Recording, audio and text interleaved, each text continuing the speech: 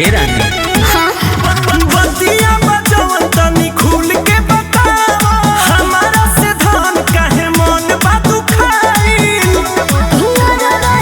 जोहि पिया राजा कुंवर रही, जोहि पिया राजा अचर हम तिलक फेरा वही कुंवर रही, जोहि पिया राजा अनई हर में लड़का पटही कुंवर रही, जोहि पिया राजा।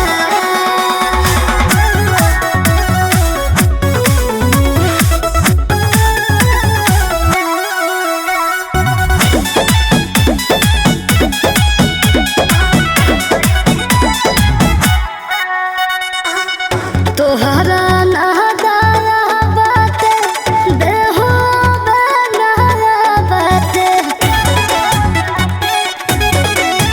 हरे प्यार के हमारी रानी बुझा जानी खोखा, शादियों के बाद लागे दे देबू धोखा। ससुरवाना ओहि पिया राजा, ससुरवाना ओहि पिया राजा चढ़ल तिलक फेरा वही कुंवर रही, जोहि पिया राजा अरे नई हर लड़का पटही कुंवर रही, जोहि पिया राजा।